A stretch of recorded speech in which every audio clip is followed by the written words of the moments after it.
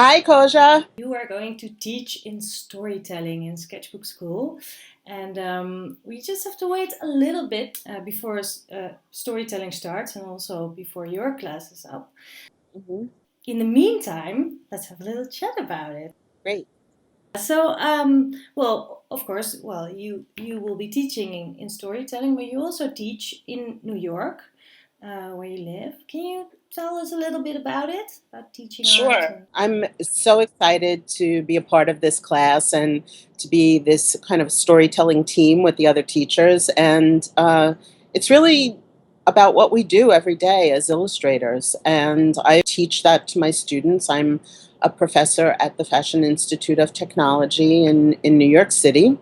I've been there, I hate to almost admit this, coming up on 18 years. Taught undergraduate, and I'm also the chair of the MFA in Illustration program, which is an evening and weekend program. And I was the architect of the program and with a team, and been doing that since 2005. One of the main assignments from my drawing class is to do a semester-long sketchbook of a particular neighborhood or theme, and so it perpetuates everything that we love to do. The assignment is given in the beginning of the semester, and they're kind of charged with filling their books by the end, and we've had students do neighborhoods or a street from the east side or west side of Manhattan, or things like parks, like what I did in Sketchbook School. So there's, of course, in a big city, just so many places to look for stories, but it doesn't have to be a big city either. You can find stories everywhere you go. Yeah, because that's something about urban sketching. You are an urban sketcher. People are always, I mean, I hear it a lot. People are wondering, like, when are you sketching urban? Hmm. I mean, do you need to be in a city or how does that work? Are there any rules for that? Yeah, urban is sometimes a little bit of a misnomer, right? Because some people are suburban, and live in small towns and villages. And in some ways, that's even more endearing and more charming. So it could be the local fruit market, or it could be a character who serves you coffee every morning, or it could be a row of homes that have wonderful characteristics in architecture. It's really the stories you look for and the stories you find. And once you start drawing, there's a story behind a story. For storytelling, for sketchbook school, you went to the park to sketch, and it's kind of jazzy. That's all I'm going to say. But is there well? Maybe you can tell us a little bit about that day or about your class. What will you be teaching about? We went to a big park in New York City, Washington Square Park, and the day was just delicious drawing weather. It was sunny and cloudless, and the temperature was perfect. It was really like a draftsman's dream. And the day before it was pouring, so it was the aftermath of that. And there's a big landmark architecture in the park, and there's tons of people, and it's incredible to be in this kind of environment over the course of a day, because the landscape changes and the cast of characters change.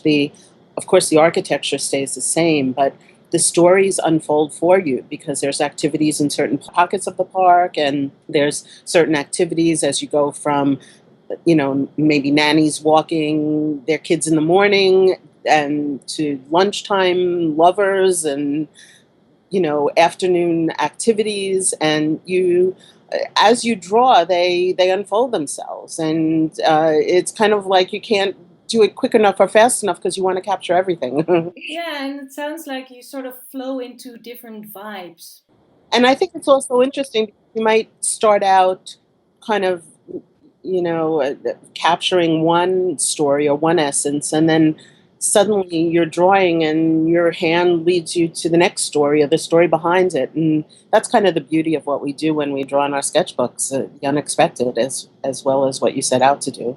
If I look at your work, that's really what you do. It's really like it's just happening. That's it's really, even if you are looking at it, it's happening in front of your eyes. It's like moving, and that's probably the way you work. Like, oh, I see something here, and then oh, there's a bit of white space over here, and I can fill it. Is that the way it goes? Yeah, Is it like I think that even, for as long as I've been drawing, I think that the beauty and the pleasure for me comes in starting to do something. Like if I see somebody, you know, playing music, and then suddenly behind them I see something that's been there and I didn't notice it. And it's so much more than what you do with a click of a camera.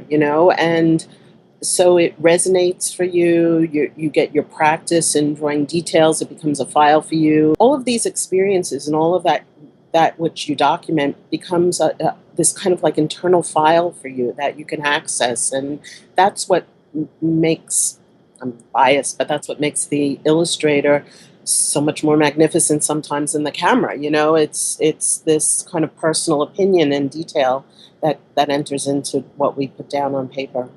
I think you can put so much more in a page than in one photo. So I always say it's what we do is making a picture instead of taking one. Yeah, yeah, yeah, yeah. In your class, what will you be talking about? Well, it is kind of the story in a page, and how, just like we've been talking about, you start with one thing and it kind of can expand to encompass the totality of something. And also, I think kind of like I like to use this word opinion. Your opinion comes into your drawings. Does something feel very powerful to you? Does it take center stage for you? Is it the movement of somebody? Which doesn't mean that you have to draw them moving. You have to kind of capture that excitement or the hunch of their shoulders, and the feeling that they might be putting into an animated conversation or playing a game or kicking a ball. And so does their legs feel really long to you, or are they stretching up to slap, give somebody a high five? I mean, all of this gives you the artistic license to put that down as you feel it. And I think that's kind of the essence of what I went after that day.